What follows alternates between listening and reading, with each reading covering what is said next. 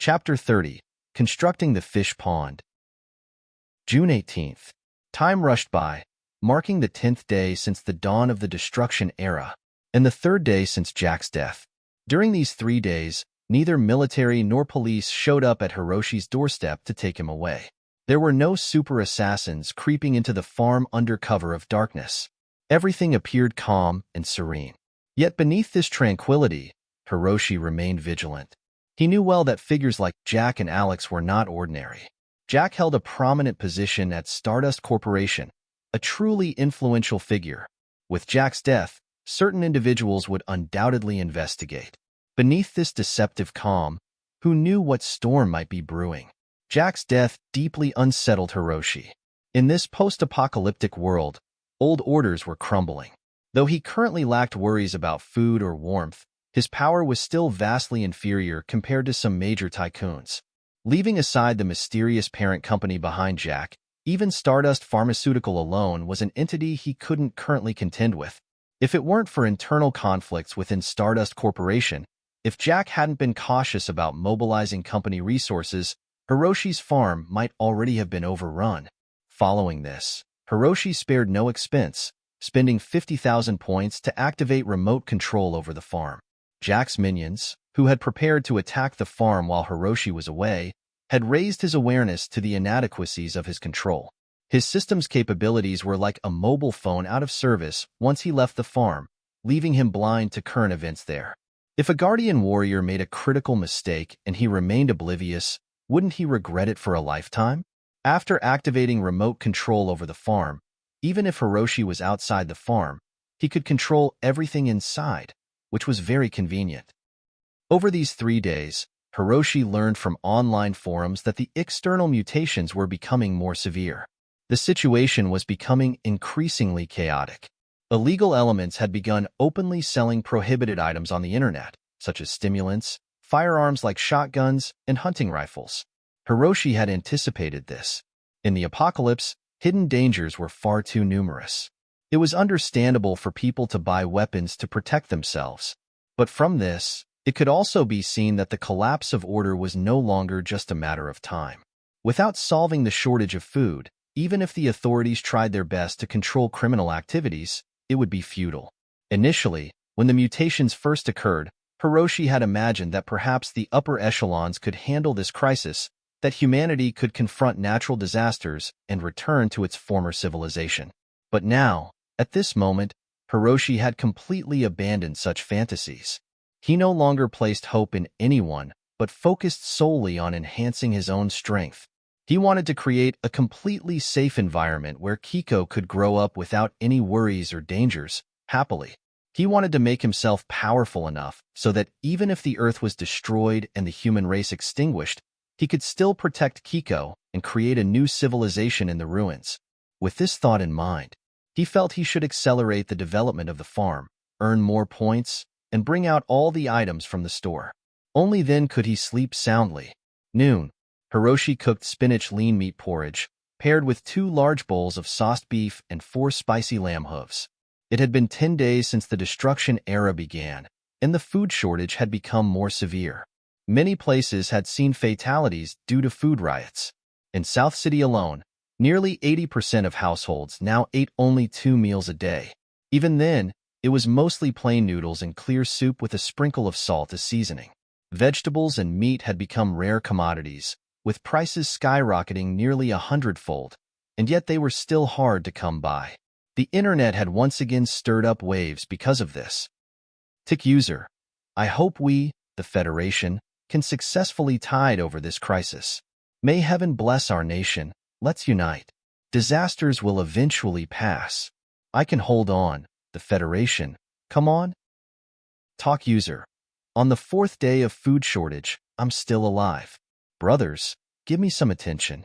If subscriptions reach 10,000, I'll livestream myself eating mutant wild-boar meat. Let's go, brothers. Tube user. Regarding the food shortage situation, I can't say too much. There are too many acquaintances in the circle. I can only say those who understand. If you don't, even if I explain, you still won't understand. Facelook user. Old Man observed the celestial phenomena last night and calculated it. There must be someone deliberately manipulating behind this famine. Countless netizens spoke out on various social apps, all with one central theme: lack of grain, rice, and meat. Hungry. Haven't eaten fruits and vegetables for several days, craving them. It wasn't just the outside world. Even the stocks of beef and lamb in Hiroshi's farm freezer had run dry. In these 10 days, perhaps due to the radiation-resistant vegetables altering their bodies, Hiroshi and Kiko's appetites had become insatiable. Each of them needed at least 5 kilograms of meat per meal, followed by digestive fruits and desserts. Their appetites were truly shocking. But matching this, all their physical stats had notably improved. Hiroshi's attribute points had reached a comprehensive 14, while Kiko, though not growing as much, had also gained 2 points in strength and speed.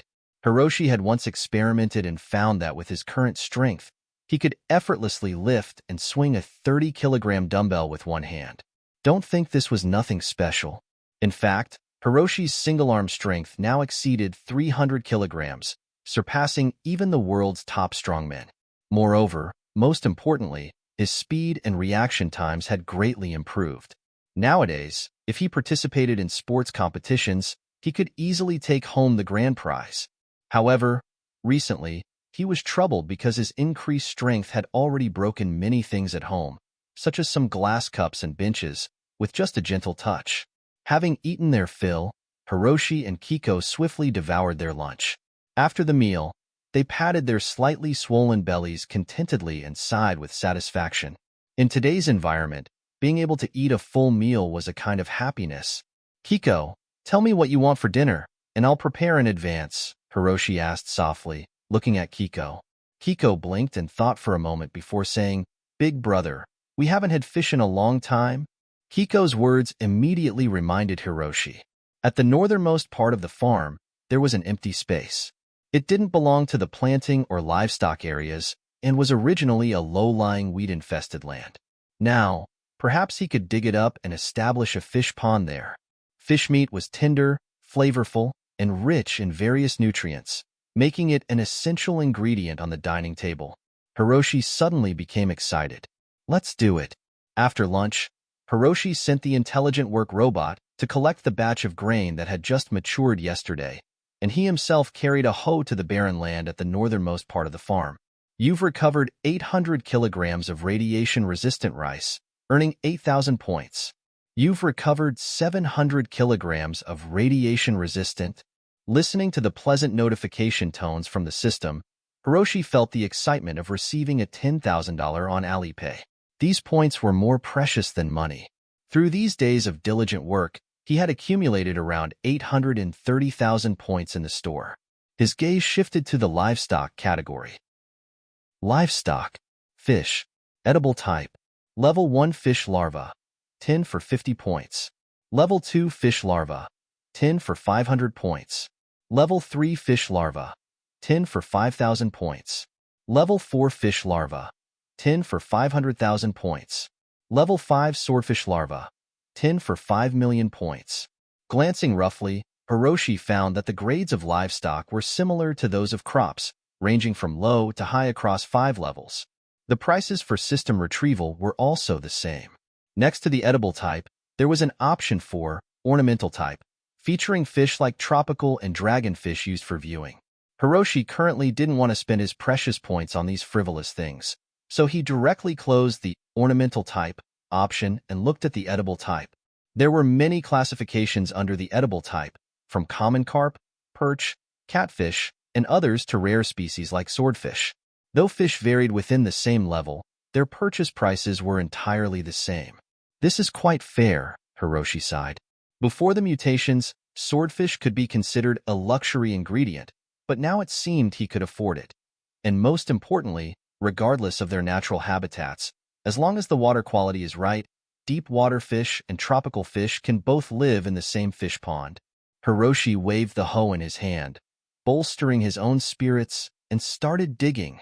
Hiroshi didn't intend to dig out a fish pond that covered roughly 1,000 square meters with just a small hoe. That would be a fool's errand. However, he was someone who valued ritual. So even though he would bring an excavator later, he wanted to personally dig the first spade of soil for the fish pond. This was self-cultivation as a farm owner.